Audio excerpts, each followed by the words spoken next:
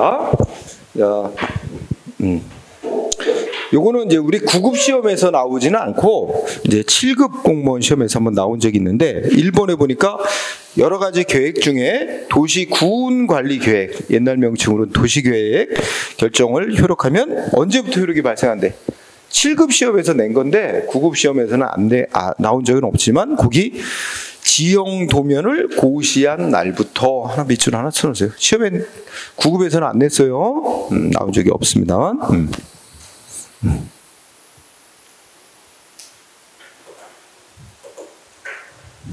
자, 그 정도 하고 판례도 넘어가도 될 것 같아요. 그 다음에 쌍가로 2번 보면 실효라는 단어 나오지, 제목에. 실효 배웠지? 실효 아무 조치 안 해도 일정한 사유 생기면 자동으로 효력이 상실되는 게 실효잖아. 그러면 도시군 계획시설 결정의 실효, 그러죠?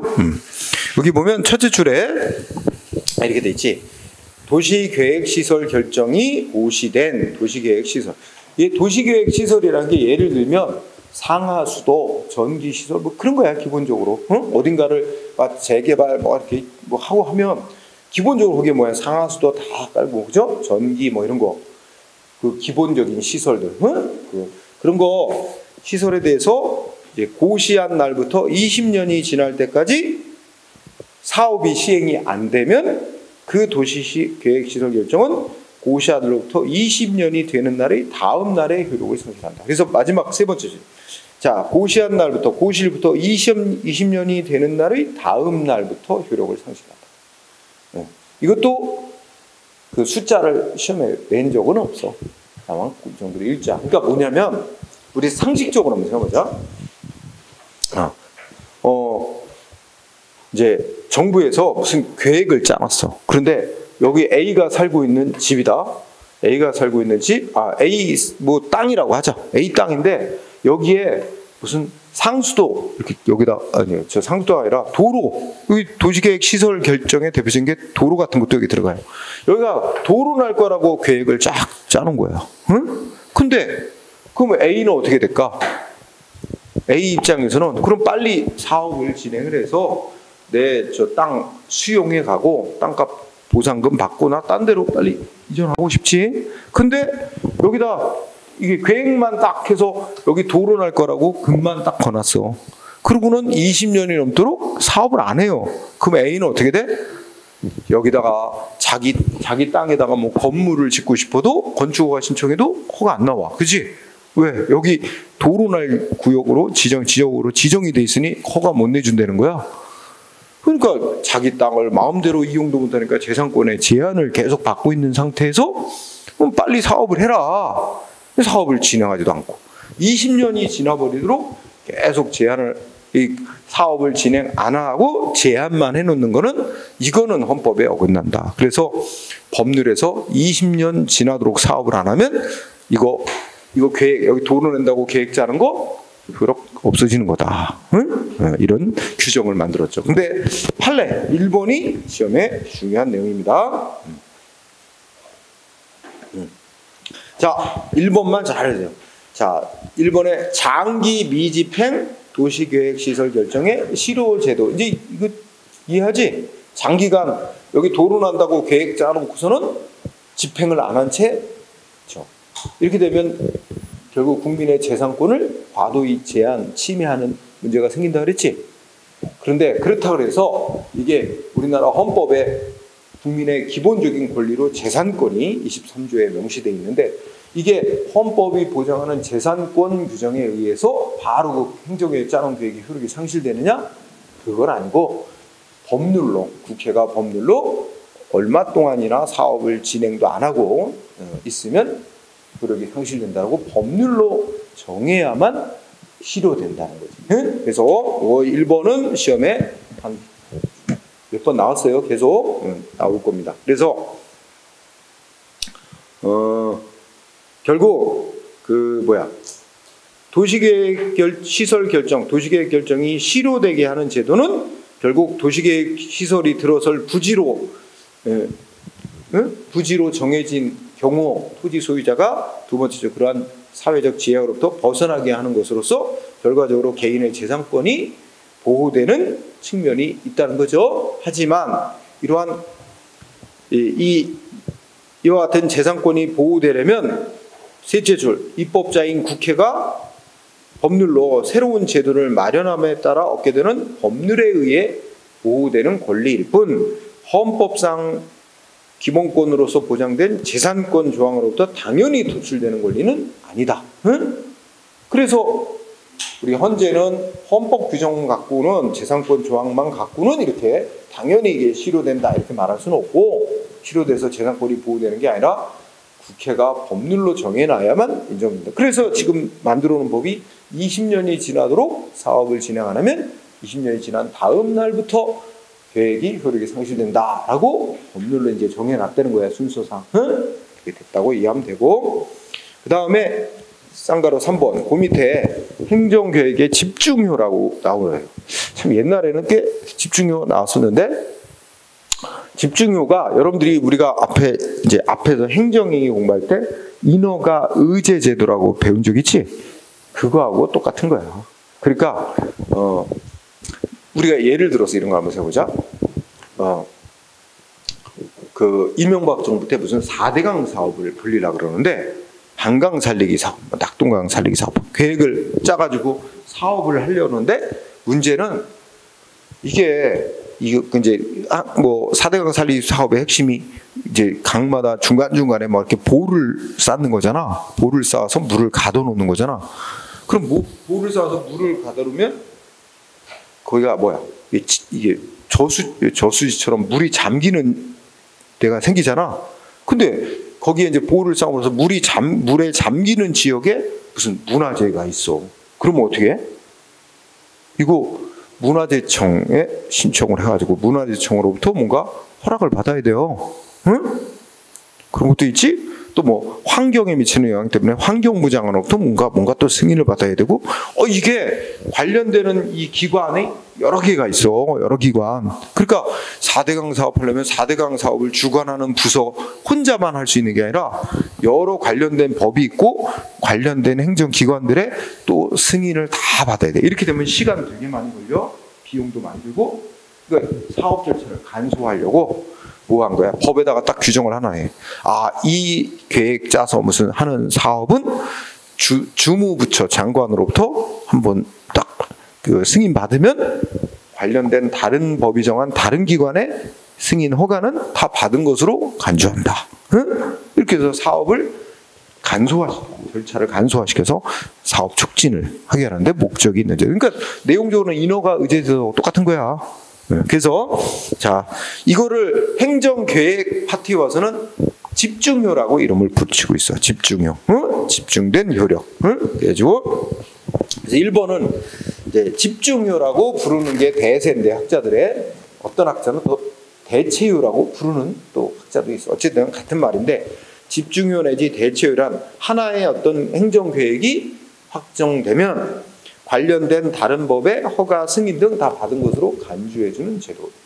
간주되는 효력을 집중효라고 부른다는 거야. 읽고 지나가요. 응? 이는 사업 절차 간소화. 응? 그치? 인허가 의제제도하고 똑같은 취지야. 응? 읽고 지나가고. 자, 3번. 이거 중요. 집중효. 인허가 의제제도 똑같아요.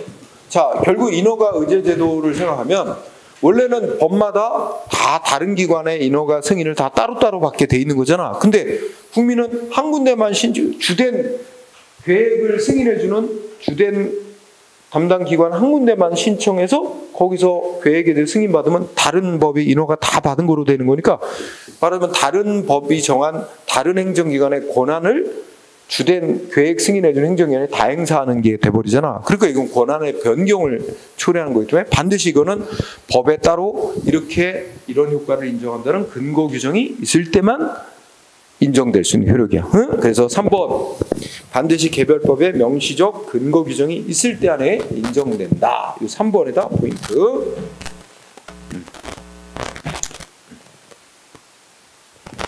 자, 4번 집중효를 규정하고 있는 뭐야? 응? 법률은 대부분 보면 그 계획에 대해서 승인을 해주는 주된 행정기관은 이제 다른 법이 정한 다른 기관의 인허가, 이것도 다 자기가 한 번 계획 승인해주면 다 내주게 되니까 다른 행정기관하고 협의를 거치도록 대부분 다 규정하고 있다는 거예요. 응? 넘어가고요. 자, 5번째는 판례는 이거 중요. 판례는 집중유예 범위에 대해서 절차 집중서를 취하고, 그러니까 절차 집중설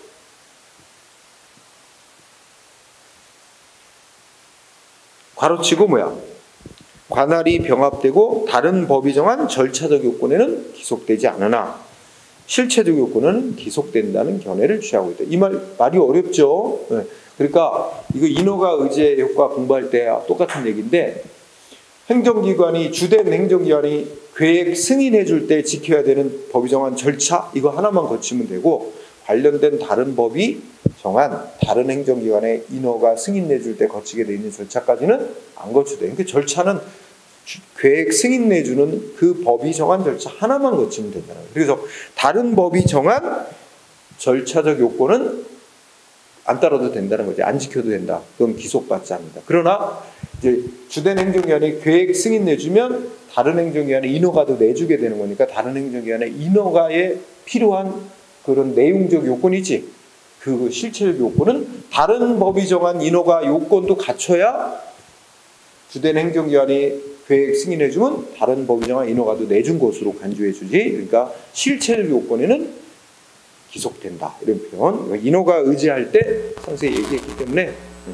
상대적으로 예전에는 꽤 냈는데 집중력을 별로 안 내고 있어. 그래서 하여튼 그 정도로 요 5번은 중요하게 보세요. 인허가 의지와 동일한 논리.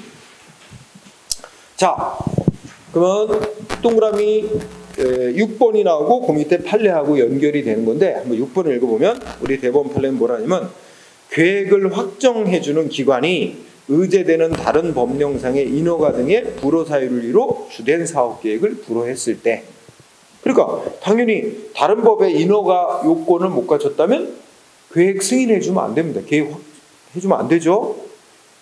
그래서 다른 법이 정한 인허가 요건을 못 갖췄습니다. 그러니까 계획 승인 못 내줍니다 하고 주된 사업계획을 불허했대.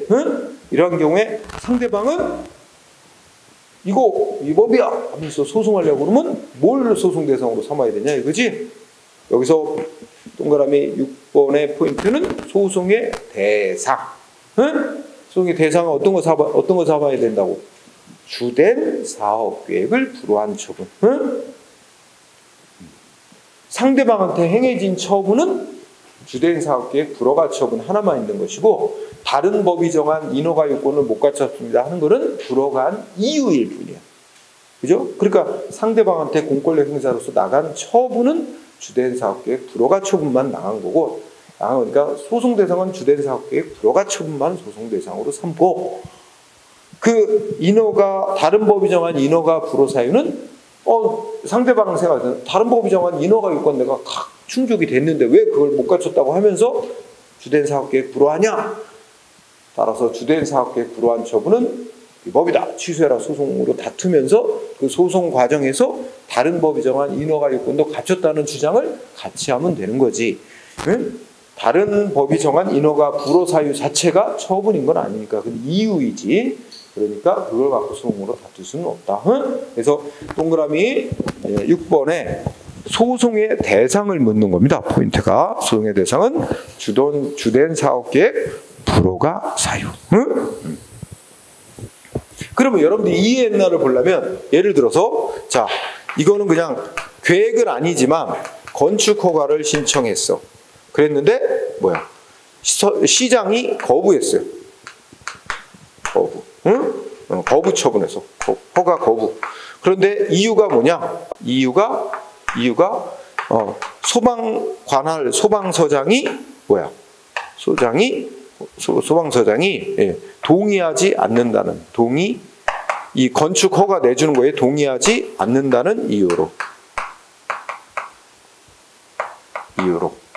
이렇게 해서 건축 허가 거부를 했어.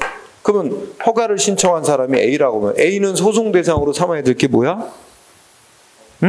그래. 시장 거부 처분을 손대상으로. 그 상대방은 시장을 상대로 해서. 이거 갖고 소송하는 게 아니라는 거지. 소방서장이 동의하지 않았다는 이유는 거부한 이유일 뿐이지. 이거 자체가 하나의 독립적인 처분은 아니니까 이거 갖고 소송하는 건 아니다. 이걸 갖고 소송하되 그 소송 과정에서 나 이 소방서장이 동의를 해줬어야 되는 건데 동의 안 했다는 이유 갖고 이거 잘못이다. 이거는 그 소송에서 같이 주장하면 되는 거지.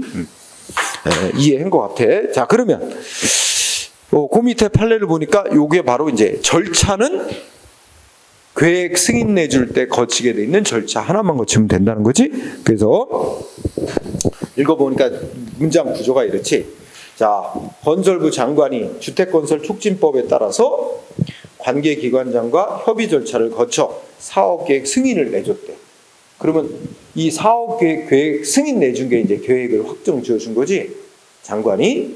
그런데 이 주택건설촉진법이 정한 절차를 거쳐서 승인을 내줬다면 관련된 다른 법이 정한 절차까지 거칠 필요는 없다는 거지.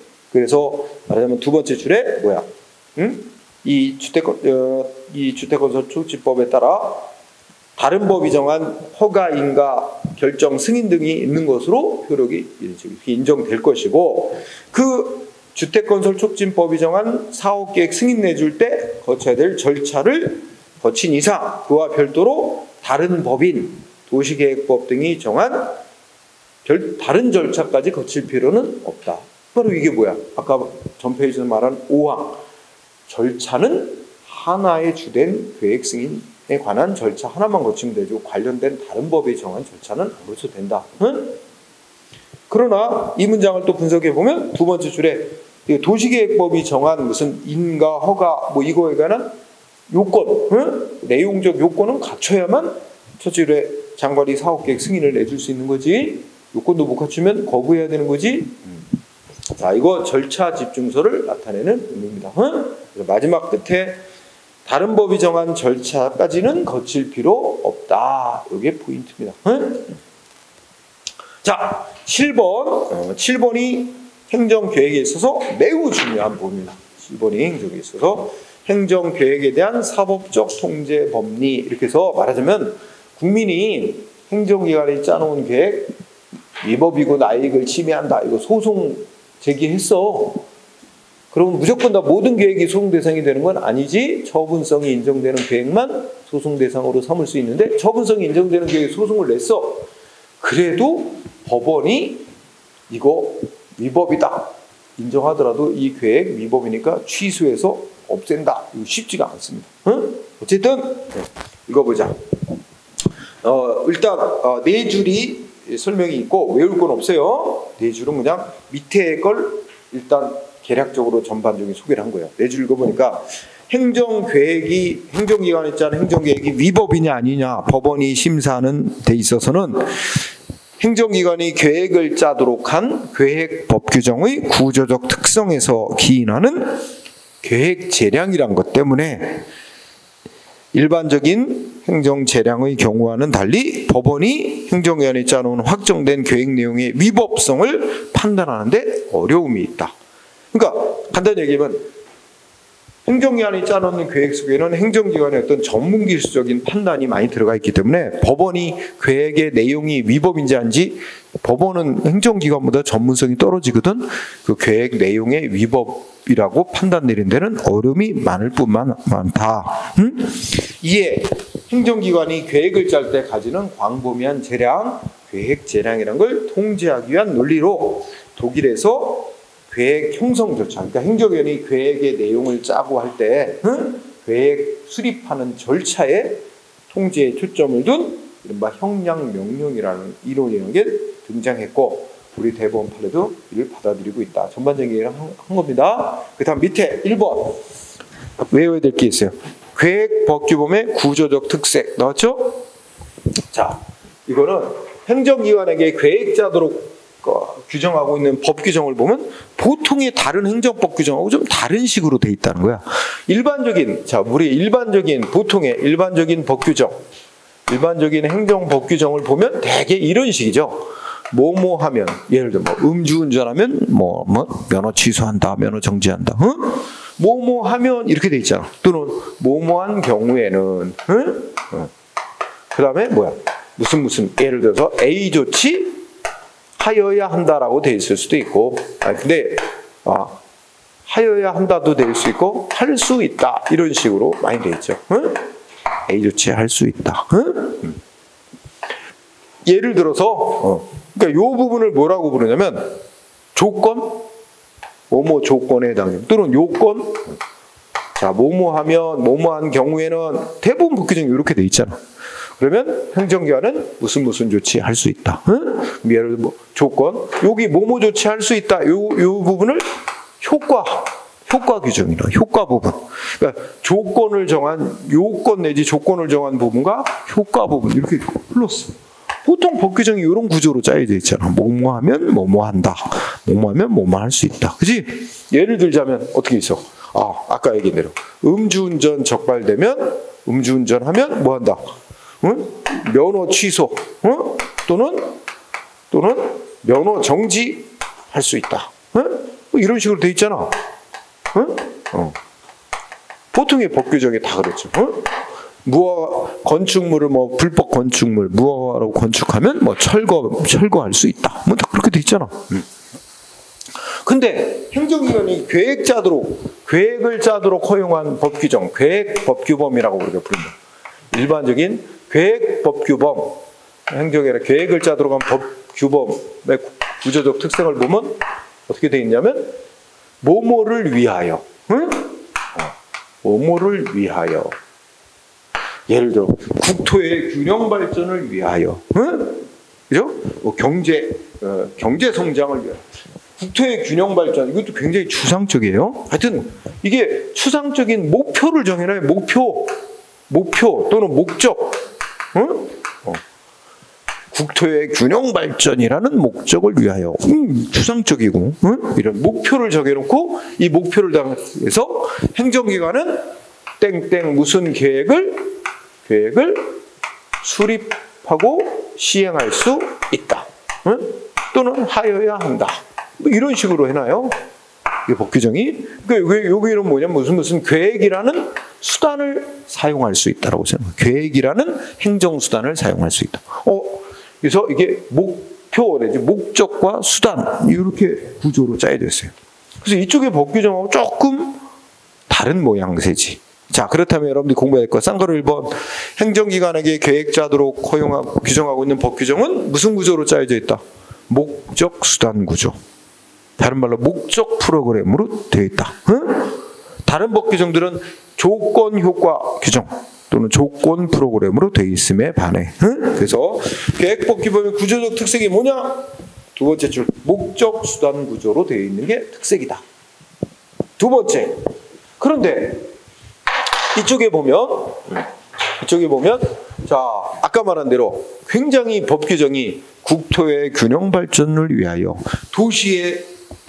도시의 무질서한 확산을 방지하고 도시민의 건전한 생활 환경을 확보하기 위하여 장관은 아까 도시계획을 수립 시행할 수 있다. 이런 식으로 이렇게 이제 빼놨어. 그러면 여기도 굉장히 추상적인 목적을 정해놓고 그 다음에 행정기관에게 무슨 계획을 짜라고만 해놨지 이 목적을 달성하기 위해서 그 계획 속에 어떤 내용으로 채울지는 아무런 규정을 안 해요. 계획의 내용을 어떤 내용으로 채울지는 아무 법 규정이 없어요. 이 목적을 달성하기 위해서 계획을 짜라고만 해놨지 어떤 내용으로 계획을 짜라는 건지는 법에 없어. 그러니까 그거는 행정기관에게 계획을 짜는 행정기관, 네가 이 법이 정한 목적 달성을 위해서 필요하다고 생각하는 내용을 행정기관 네가 생각해서 채워놓으라 준 거지.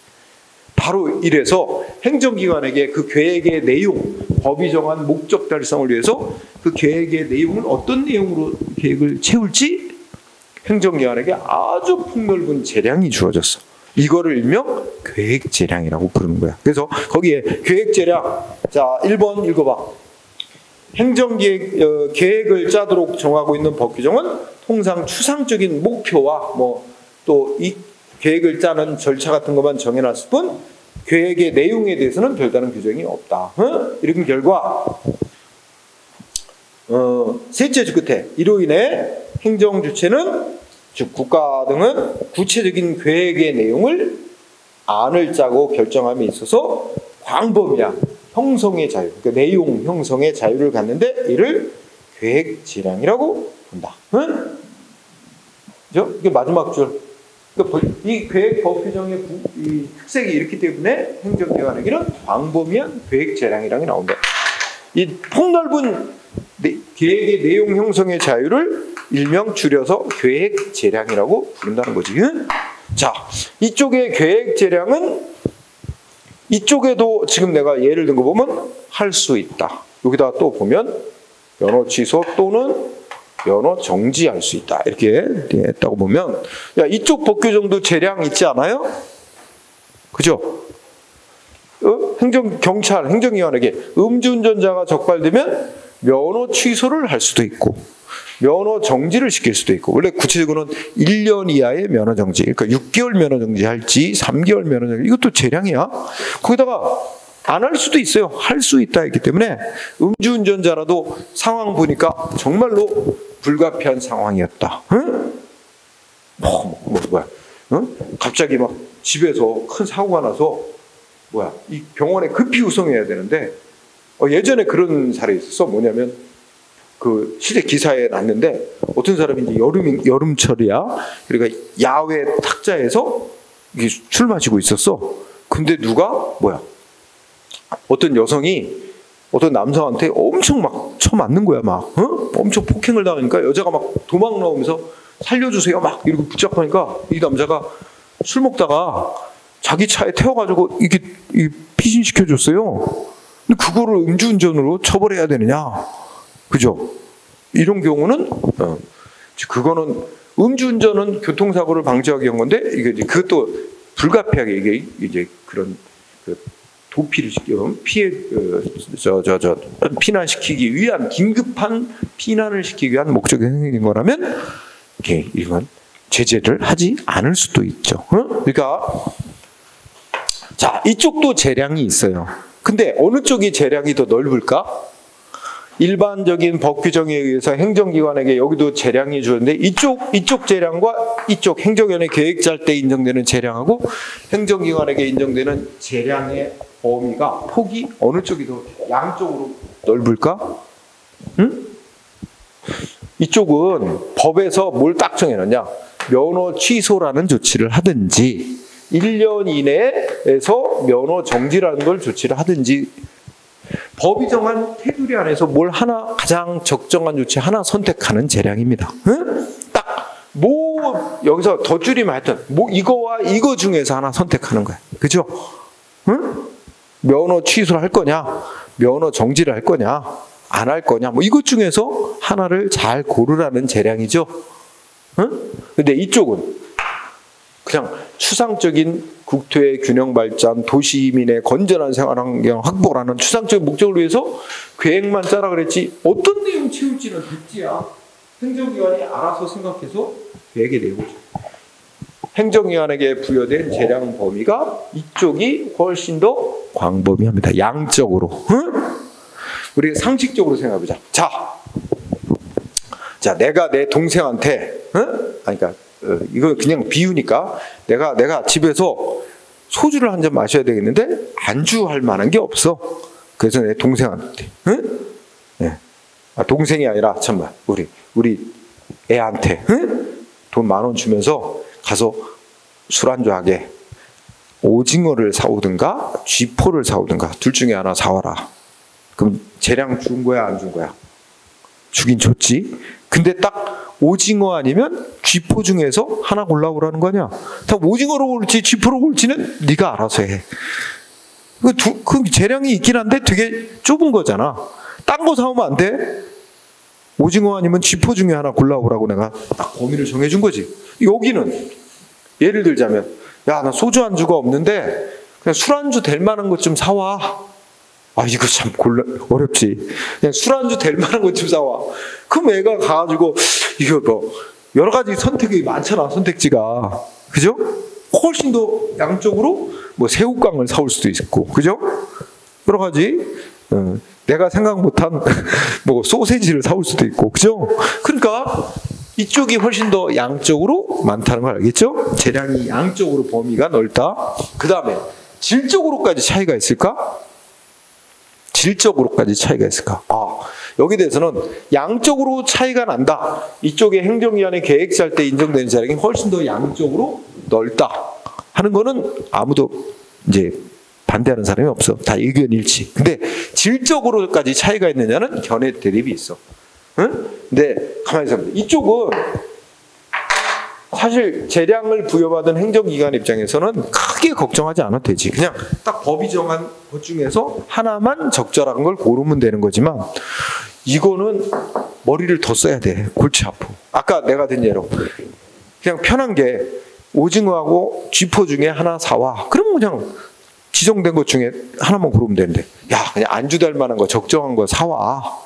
네가 알아서 사와. 이랬단 말이야. 재량을 엄청 많이 폭넓게 줬는데 이게 또 뭐가 적절할지 머릿속에 고민이 많아. 응? 훨씬 더 매장을 막 돌아다 뭐 이게 적정할까? 저거 적정할까? 그죠? 이쪽이 훨씬 더 질적으로 생각을 더 많이 해야 됩니다. 뭐가 가장 적절할지. 그죠?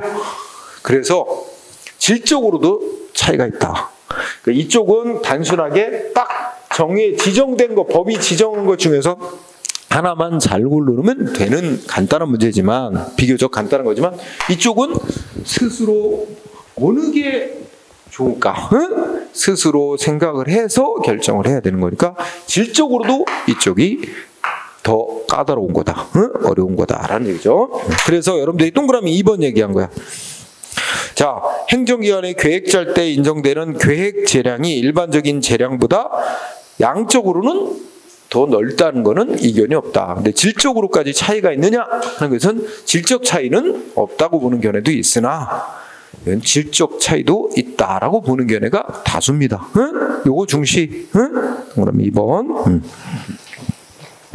자, 그 다음에 쌍가로 3번. 형량명령이라는 게 바로 이게 행정기관에게는 전문 기술적인 판단의 기초에서 광범위하게 계획의 내용을 정할 수 있는 계획 재량이 있어서, 이거 법원이 행정기관보다 전문성이 떨어지는 법원이 소송 제기받아가지고 행정기관이 짜놓은 계획 내용이 이게 법에 적합한지, 응? 이거 판단하는데 어려움이 많습니다. 응? 예를 들어서 이걸 한번 생각해봐. 아까 말한 대로 행정이 계획을 짜는데 여러분은 땅 한가운데로 도로 내는 거 계획 짰어요. 여러분들은 당연히 도로 충분히 딴 데로 더 내도 적절한 노선이 있는데 왜 굳이 내 땅을 지나가게 하느냐? 이거 위법이다. 내 재산권 침해하는 위법이다. 소송을 냈어. 근데 법원이 이게 더 이 행정기관이 이렇게 여러분 땅으로 도로 나게 계획 세운 것이 위법인지, 이거 굉장히 판단이 어렵거든. 행정기관 측에서는 이게 가장 합리적이고 뭐 어쩌고 뭐 다른 거하고 또 연계를 생각하면 이렇게 도로 까는 게 가장 합리적입니다. 이 법원도 반박하기 힘들어요. 응? 그래서 그만큼 그 내용, 행정에 짜놓은 계획 내용은 행정기관의 전문기적 판단이 들어가 있기 때문에 그걸 쉽사리 법원이 부정하기가 어렵습니다. 그래서 쉽사리 위법이라고 판단하는 게 어려워서 뭐에 초점을, 그러니까 내용에 초점을 두는 게 아니라 행정기관이 계획을 짤 때, 그 짜는 과정에 어떻게 제대로 된 과정을 거쳐서 짜느냐, 여기에다가 이제 통제의 초점을 둔 게 바로 독일에서 생겨난 형량명령. 형량이 뭐예요? 저울형자, 양은 뭐 양을 말하는, 수량을 말하는 거지. 그러니까 이 형량은 저울질한다는 거예요. 비교 저울질. 저울질을 해서 잘 결정해야 된다는 얘기죠. 그래서 형량명령 그냥 읽어봐. 외울 거 없어요. 형량명령이라 행정기관의 행정계획을 안을 짜고 결정을 함에 있어서 해당 계획과 관련된 모든 공익과 사익, 법에 정해져 있지 않은 이익일지라도 다 포함을 해서 제대로 조사해서 정당하게 저울질한 후 그 중요도에 맞게끔 계획 내용에 반영해야 되는 의무가 있다는 논리입니다. 만약에 이 형량을 제대로 못하고 제대로 반영을 안 한 계획을 짜면 그 계획은 위법이다. 이런 논리가 되는 거죠. 그래서 자, 오른쪽에 보면 동그라미 3번을 중시하세요. 자, 새로 최근에 행정절차법이 개정되는데 최근에 개정된 행정절차법은 뭐라고 써놨대요? 행정기관은 국민의 권리 의무에 직접 영향을 미치는 계획을 수립, 변경, 폐지할 때는 관련된 여러 이익을 정당하게 비교 저울질해야 됩니다. 형량해야 한다고 명시하고 있습니다. 그 밑에 법조문 다시 소개해놨고, 자, 그 밑에 또 참고로 봅시다. 형량하자의 유형이라 그래서 4가지를 얘기합니다. 보통 해당 계획과 관련된 여러 이해관계를 조사하지도 않은 경우, 조사의 한결, 그 다음에 형량의 혜택. 형량의 혜택은 뭐야? 행정계획과 관련된 여러 이익을 전혀 비교하지 않은 경우, 형량을 안 한 경우를 혜택. 흠결은 하기는 했는데 이익 비교를 다 하기는 했는데 어떻게 했어? 누락시킨 거죠. 빠뜨렸어. 반드시 계획에 반영해야 될 이익을 빠뜨린 경우, 누락한 경우를 흠결. 오형량은 빠뜨린 건 없어. 그 계획과 관련된 이익을 다 계획 속에 반영은 했는데, 말하자면 오형량을 했으니까 중요한 이익은 과소 반영하고 덜 중요한 이익은, 안 중요한 이익은 과대 반영을 했다든지 이런 식으로 오형량, 객관적이지 못한 경우죠. 이런 경우를 오형량이라고 합니다.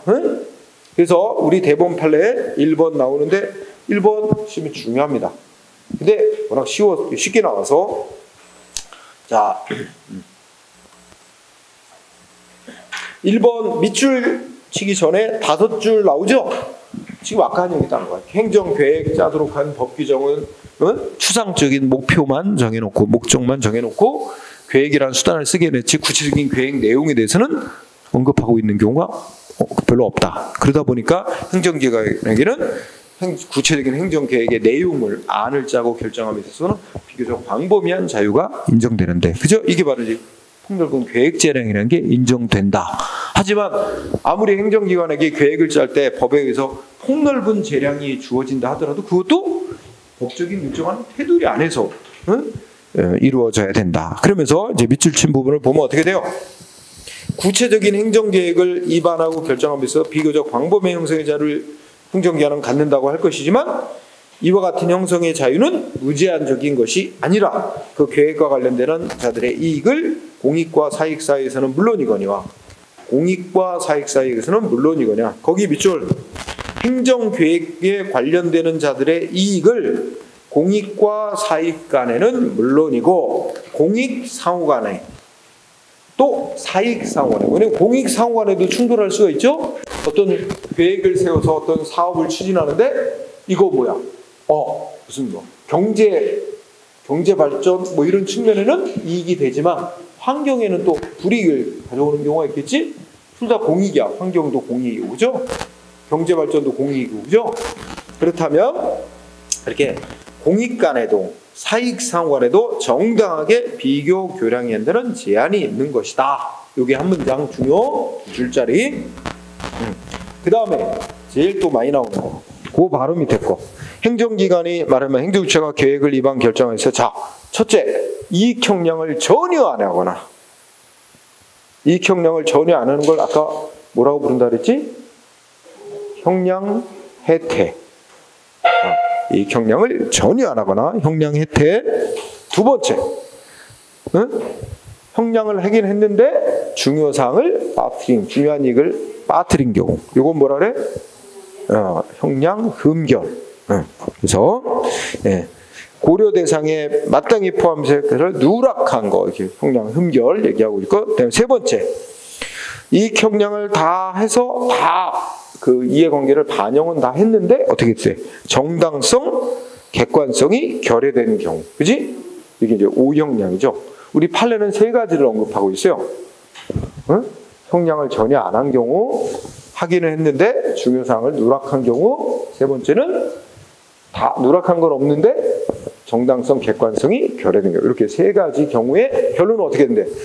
이렇게 빠뜨리거나 또는 뭐 이익형량 안 하거나 이렇게 해서 계획을 행정위원회 위반 결정했다면 그 계획은 형량 하자가 있게 돼서 위법하다라고 얘기합니다. 응? 요 판례 보시면 돼요. 그 다음에 2번 판례도 간단히. 자, 2번 판례의 핵심은 행정기관이 알아서, 일방적으로 알아서 계획을 짤 때도 위에서 말한 이런 형량을 해야 될 의무가 있는 것이고, 국민으로부터 제안을 받아서, 국민으로부터 이런 내용 포함해서 계획을 짜달라 안 하고 신청, 제안을 받아들여서 행정기관이 계획을 짜고 결정할 때도 역시 이 형량 다 해야 된다는 거 똑같은 거. 그래서 밑줄 친데 넷째 줄 뭐야? 행정 주체가 주민의 제안, 입안 제안, 이런 도시계획에 대해서 이런 거 포함해서 계획을 짜달라라는 입안 제안을 받아들여 계획 결정을 할 것인지를 결정할 때도 어떻게 된대? 마찬가지. 이게 핵심이야. 마찬가지라는 얘기는 이익형량 제대로 해야 되는 건 똑같다 이겁니다. 응? 그게 시험의 포인트. 자, 그렇게 한 줄 공부하는 거. 다음 페이지.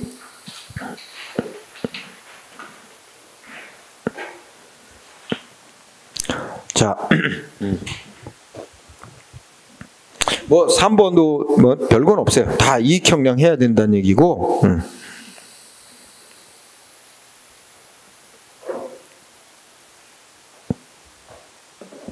자, 4번 한번 읽어볼까요? 4번 판례는 다 아직 시험에 안 나온 것들입니다. 다 2020년 판례로 아직은 시험에 안 나온 것들인데, 자, 주민 등에 말하자면 계획 위반 제안을 안 받아들였대. 거부. 응? 주민의 계획 위반 제안을 거부한 처분에 대해서 법원이 뭐라고 판결했대? 이익형량을 제대로 안 했다. 이익형량에 하자가 있어서 위법하다고 판단하여 취소 판결이 확정났대. 그러면 행정기관은 일단 거부했잖아. 거부한 거 취소돼서 없어졌어요. 그럼 행정기관은 국민이 원래 신청, 제안했던 거에 대해서 판결을 따라서 제대로 된 조치를 다시 해야 됩니다. 그 결과 두 번째째. 이때 행정청은 그 주민이 제안한 내용을 그대로 다 받아들이는 내용의 계획을 수립해야 될 의무가 있는 건 아니고 다시 제대로 이익형량을 해서 계획 내용을 결정하면 돼요. 다시 거부할 수도 있는 겁니다. 응? 그래서 다시 새로운 이익형량을 해요. 계획을 수립했다면 뭐야? 판결에 따른 것이다. 판결에 따라야 된다는 의무를 위반했다고 보기는 어렵다. 그러니까 원래는 왜 법원이 위법하다고 취소 판결을 내려서 거부한 거에 대해서 이익형량을 제대로 안 했다 이거잖아. 그래서 판결에 따라 행정기관은 다시 해야 되는데 다시 하는 건 어떻게 돼? 그 이익형량을 다시 제대로 했는데 일부는 제안한 거에 일부는 받아들여서 계획에 포함시키고 일부는 안 받아들였거나 또 아니면 다시 거부했거나 그랬더라도 상관없어요. 판결대로 한 거라는 얘기지. 응? 왜냐면 이익형량을 제대로 안 했다는 것만 시정해서 다시 하면 되는 거니까. 응? 그래서 4번은 알아두세요. 그 다음에 행정계획과 권리구제 나와 있습니다. 자, 우선 행정쟁송 나왔습니다. 행정쟁송 물어보고 우리 소송 물어봐. 자, 우리 아까 연결해봐. 국민이 계획이 잘못돼가지고 자기 이익을 침해한다 소송 대상으로 삼을 수 있어야 되겠죠? 그러면 계획이 처분성이 인정되는 계획이어야 되겠죠? 예, 따라서 모든 행정계획이 소송 대상이 되는 게 아니라 동그라미 1번 처분성이 인정되는 계획이라면 그러면 소송 대상이 될 수가 있다. 국민이 소송으로 다툴 수가 있습니다. 하지만 동그라미 2번 소송 대상이 된다고 쳐도 법원이 계획 내용이 위법이라고 판단하기가 어려울 뿐만 아니라 그죠? 설령 행정기관이 짜놓은 계획이 위법이라고 인정된다 하더라도 응? 판결 내릴 때쯤 되면 어떻게 될까요? 행정계획이 대부분 다 추진이 돼가지고 완료되는 단계에 이르는 경우가 많아요. 그러면 이미 이제 와서 그 계획은 취소한다고 판결 내려본들 이 수많은 돈을 쏟아부어서 계획 추진한 거 다 원상복구해야 되는 엄청난 이제 문제가 생기거든. 그러니까 이런 게 우리 행정소송에서 인정하는 판결 중에 하나가 행정기관이 한 조치가 위법은 맞지만 이걸 취소하면 공익에 큰 지장을 가져올 우려가 있다. 그러면 이걸 취소 안 합니다. 위법한 조치인 건 맞다. 다만 공익 때문에 유지시킨다. 이런 판결을 또 내려요. 대신에 피해를 본 상대방 국민에게는 돈으로 손해배상해 주는 걸로 해결한다. 이런 식으로 이제 끝내는 경우가 많아요. 그걸 우리가 사정 판결이라 그래요. 응? 그래서 동그라미 2번 문장 보면 그거지. 위법이라고 인정받기도 쉽지 않은 데다가 설령 법원이 위법이라 행정위원회 짠 계획이 위법이라고 인정하더라도 마지막에 뭐 사정 판결이 행해질 가능성이 높습니다. 응? 그럼 뭐가 중요할까요? 그러면 응? 여러분 뭐가 중요할까? 그러면 우리 예를 들어 생각해봐. 4대강 사업이 대표적이야. 응? 한강 살리기 사업, 낙동강 살리기 사업 해서 막 수조 원 들어가지고 다 보스 쌓고 다 했어요. 그런데 소송 들어갔어요. 응? 그 지역 주민들이 소송 냈어요. 근데 법원이 어떻게 돼? 이 계획은 뭐 절차를 안 지켜서 위법이다. 취소한다고 판결하려고 그러는데 이미 수조 원 들여서 보 다 쌓고 공사 다 해놨어. 99% 완공이 돼 있어요. 이제 와서 취소한다 판결하면 그 계획은 없었던 일이 되는 것이고, 그렇다면 수조 원 들여서 다 보수한 거 다 허물고 다 원상복구를 해놔야 되는데 또 어마어마한 돈이 들어가. 야, 늦었어. 이제 와서 늦었다. 응? 공익 때문에 유지하는 판결을 한다. 위법인 건 맞지만 이런 식으로 행해질 가능성은. 따라서 뭐냐면 행정기관의 계획을 짜서 실행에 옮긴다면 이거 위법이라고 인정돼도 취소받거나 해서 없애는 방법, 없애는 게 쉽지 않다는 겁니다. 응? 그럼 뭐가 중요해요? 사전에 위법한 계획이 안 짜여지게 예방하는 게 중요하죠. 응? 그렇죠. 사전 예방이 중요해요.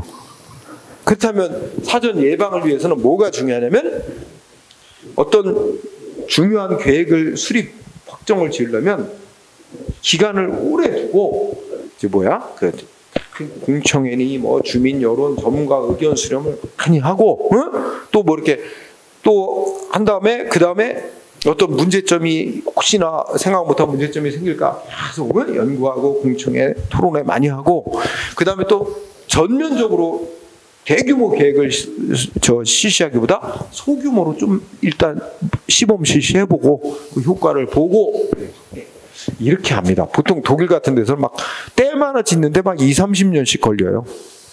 뭘 하나 할 때 충분히 논의를 한 다음에 한단 말이야. 우리는 속전속결하냐.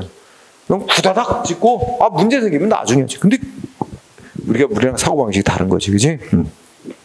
자, 그래서 페이지를 일단 먼저 넘겨봐. 그래서 뭐가 중요하냐면 오른쪽에 417쪽에 보세요. 417쪽에 보면 위에서 내려오면서 417쪽에 쌍가로 4번 나오죠. 사전 구제 절차로서 절차적 통제의 필요성, 이 얘기 나오죠. 이게 바로 위법한 행정계획이 수립되지 않게 사전에 충분한 토론 이런 거 기간을 여유를 두고 이렇게 하는 게 필요하다 이거지. 응? 그러면 그 얘기를 이해했을 거야. 그러면 마지막 줄이 중요합니다. 넷째 줄. 그럼에도 우리 현행 행정절차법에는 계획을 수립하고 확정짓는 어떤 일반적인 절차를 규정하고 있지 않습니다. 시험 문제 어떻게 내냐면 이렇게 한번 행정계획이 확정돼서 시행되고 난 이후에는 이거를 위법이라고 인정이 되더라도 취소하거나 이게 어려운 일이 많다. 그러니 사전에 충분한 논의, 토론 이런 절차를 거치게 하는 게 중요하므로 우리 행정절차법에도 계획의 수립 확정 절차에 대해서 규정을 두고 있다. X. 규정 안 두고 있어요. 중요한데도. 그 점을 이해하고요. 그러면 다시 앞으로 와서 판례 415쪽. 아까 뭐가 어렵다 그랬지? 사후적으로 계획이 수립 시행되고 난 다음에 확정 시행되고 난 다음에는 취소 뭐 이런 게 어렵다 그러는 거. 그걸 나타내 주는 건데 1번을 보면 판례 1번 도시계획 결정은 광범위한 지역과 상당한 기간을 채 다수 이해관계에 다양한 법적 경제적 영향을 미치는 것이 돼서 일단 사업 시행에 착수가 된 뒤에는 뭔가 시행 지연에 따른 손해나 손해배상 또는 보상을 해주는 것은 별개의 논의로 하더라도 그 도시계획 결정 자체를 취소하거나 해제를 요구해달라고 요구할 권리를 일부 이해관계인에게 줄 수는 없는 일이다. 응? 왜냐면 일부 이해관계인이 이거 계획 결정 취소해달라. 만약에 그 허용해주면 한 사람이 취소송을 해서 취소가 되면 다른 수많은 관계자들 이미 도시계획 결정에 따라서 뭔가 보상받고 뭐 이주했고 했는데 그지? 다 원상복구 이거 엄청난 혼란을 가져오겠죠? 1번 대표적인 사례. 2번도 시험 나왔네.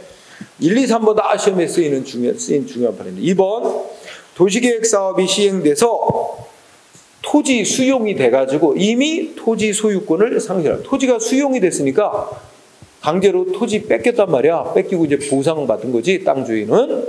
응? 그래서 이미 토지가 수용되어 토지에 대해 소유권을 상실한 자는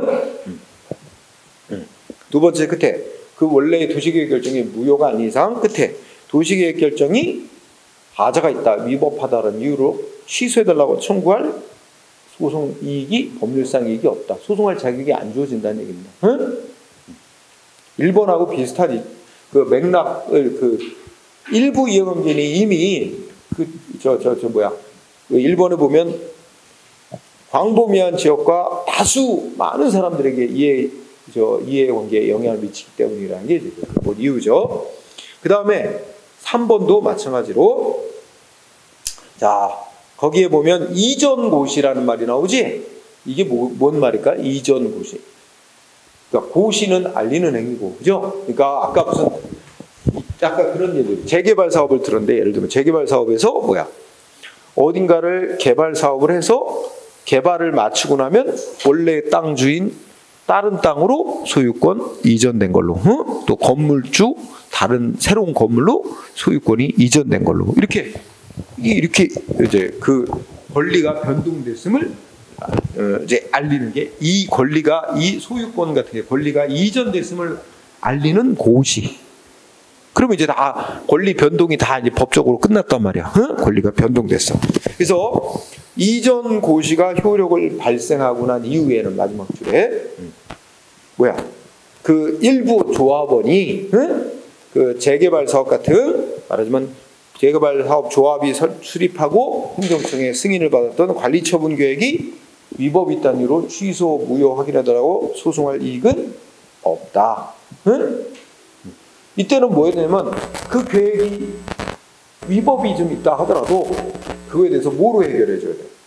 위법은 맞다. 근데 취소는 못한다. 그렇다면 위법한 계획 때문에 피해를 입은 당신은 돈으로 손해배상해 주겠다. 그래서 금전적으로 이제 손해배상을 받는 방법으로 해결해 줄 수는 있어도 그 계획 자체를 아예 취소하거나 무효로 하기는 곤란하다는 겁니다. 그렇게 되면 이 소송한 사람, 요 사람만 문제가 있다고 싸우는 건데 다른 수많은 사람들은 어떻게 하냐 이거지.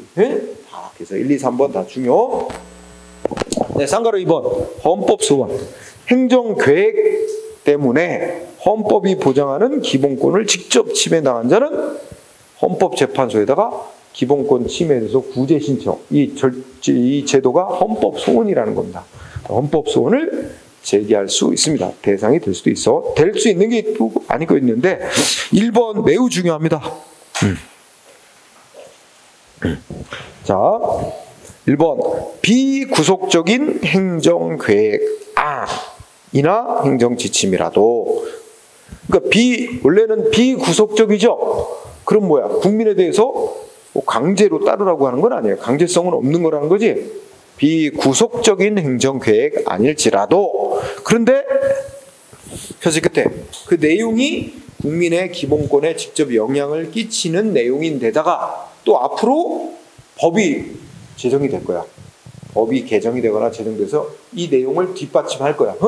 법령에 의해서 앞으로 뒷받침이 돼서 그대로 실시될 것이 틀림없을 것으로 예상될 때는 뭐로 볼 수 있다는 거야? 그때는 공권력 행사로 볼 수 있다. 그래서 원래 헌법재판소의 청구 대상이 되는 거는 국가기관의 공권력 행사, 불행사 조치거든. 이건 공권력 행사로 볼 수 있게 되고 그럴 때는 헌법소원의 대상이 될 수 있다. 1번이 아주 중요한 발언. 늘 나와요. 다음에 2번도 마찬가지입니다만, 네. 그 핵심은 밑에 뭐야? 국토해양부 장관이 발표한 한국토지주택공사 이전 방안, 이게 핵심입니다. 이게 바로 혁신도시로 지정된 곳에 옮기는 것에 대해서 이전 방안을 발표했죠. 국토부 장관이 한국토지주택공사 이전 방안은 핵심이 이거야. 이게 공권력 행사로 볼 수 있느냐. 그래서 뭐야? 헌법 소원의 대상이 되는 행위냐 이건데, 결론은 뭐예요? 대상이 된대요, 안 된대요? 응? 공권력 행사라고 볼 수 없다. 그러면 헌법 소원 대상이 안 되는 조치다. 결론 꼭 외워야 돼요. 이거는 국민의 권리 의무나 법적 지위에 어떠한 변동을 직접 가져오는 건 아니기 때문에 내부적인 어떤 계획일 뿐이지. 응? 그 다음에 3번은 좀 넘어가도 되고, 4번 꼭 보세요. 4번을 보면 두 번째 줄, 교육부 장관의 뭐 한 거? 대학 교육 역량 강화 사업 기본 계획. 대학 교육 역량 강화 사업 기본 계획. 기본자도 들어갔을 뿐만 아니라, 이거는 첫째 줄에 보니까 뭐였어요? 국공립대학 총장 직선제, 총장 직선제로, 그러니까 학교에서 그 대학마다 국공립대학의 교수, 그다음에 학생 대표 뭐 이렇게 모여가지고 자기네 총장을 뽑아요. 선출을 해. 근데 총장을 어떻게 뽑냐면, 보통 국공립대학은 그 교수들과 학생들이 그 투표를 해서 보통 한 1등, 2등, 3등 이렇게 순위가 나올 거 아니야. 그러면 표 차이가 많이 난다면 1, 2등 정도만, 아니면 표 차이가 별로 없다면 1, 2, 3등 3명을 교육부 장관한테 우리 대학교 총장으로 승인해달라고 교육부 장관에게 인정. 국공립대학교 총장은 최종적으로 대통령이 임명합니다. 그래서 교육부 장관한테 일단 복수로 추천을 해요. 대학교에서 선출을 해가지고, 그러면 교육부 장관이 그 중에 가장 적임자라고 생각되는 한 사람을 대통령한테 올려 이걸 제청한다 그래요. 그러면 대통령이 이제 최종적으로 임명, 이런 절차를 밟아. 그런데 이런 국공립대학교 총장 학생과 교수들이 직접 선거하는 거, 이거 바꾸라는 거야. 간접 선거 방식 뭐 이런 걸 바꾸라는 식이야. 응? 그거 바꾸는 학교에게는 뭐 하겠대? 응? 예산 지원해 주겠대. 응? 거기 보면 평가 요소, 재정 지원해 주는데 평가 요소로 반영하고 개선하지 않으면 지원금을 삭감 환수하겠대. 이런 내용을 담고 있는 대학 교육 역량 강화 사업 기본 계획은, 이거 이제 그러니까 국공립대 총장 교수들이 이거 헌법이 보장하는 대학의 자율권, 자치권을 침해하는 위헌적인 공권력 행사다. 이거 무효로 판정해달라고 헌법재판소에 신청 들어갔더니 헌재가 뭐래? 이거 공권력 행사 아니래. 응? 그래서 헌법 소원이 대상이 되는 공권력 행사 아니다. 물론 안 따르면 지원금을 삭감 환수하는 불이익은 주지만, 그렇다고 해서 이걸 따를지 여부는 본인들이 알아서 결정하는 것이다. 응? 등등해서 공권력 행사라고 안 봤어요. 공권력 행사 아니다. 대학 교육 역량 강화 사업 기본 계획, 공권력 행사 아니다. 헌법 소원 대상이 안 된다. 밑에 5번 기획재정부 장관이 공공기관 선진화 추진 계획이라고 발표한 거, 확정 공표한 행위, 이것도 공권력 행사 아니다. 응? 이렇게 정리. 그 다음에 손해전보, 특별한 건 없어요. 손해전보는 위법한 행정계획 때문에 피해 입은 사람은 손해배상 해주는 거고, 적법한 행정계획으로 재산 피해 있거나 그런 사람은 손실보상이라는 걸 해주는 겁니다. 응? 특별한 건 없어요. 특별한 건 없고, 특별한 논점은 없습니다. 그리고 오른쪽에 판례는 이거 2권 가면 또 상세히 공부할 내용의 판례야. 예를 들어 그냥 위에 것만 하나 볼까? 뭐라고 되어 있냐면 도시계획시설로 지정됨으로 인해 토지의 이용 가능성이 배제되거나 토지 소유자가 자기 토지를 종래 허용된 용도대로도 사용할 수 없기 때문에 현저한 재산적 손실이 발생하는 경우는 이거는 국가나 지자체는 보상을 해야 된다. 응? 아까 말한 대로 이거 예를 들면 내 땅이 있는데 여기다가 도로 깐다고 계획을 잡아놨는데 우리 대법원 판례에 보면 보상을 못 받고도 그러니까 사업이 빨리 진행이 안 될 수 있잖아. 예산이 배정이 안 되는데 10년 정도는 보상 안 받아도 감수하래. 보상 없어도. 근데 10년이 지난 뒤에도 계속 사업은 진행 안 하면서 여기 도로 난다고 금방 걸어놓고 계획만 세워놓고 추진 안 하면 그 땅 주인은 재산권 행사에 너무 가혹한 피해를 받기 때문에 10년이 지난 뒤부터는 보상을 해주면서 이게 이제 해줘야만 된다는 거야. 그리고 20년이 지나도록 사업 자체를 안 하면 보상이고 뭐고 이제 사업은 그 계획은 실효된다고 본다는 거 이렇게 되는 거고.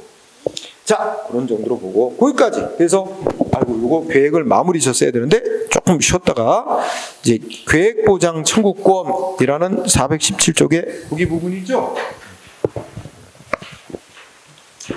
거기를 쉬었다가 진행을 했습니다.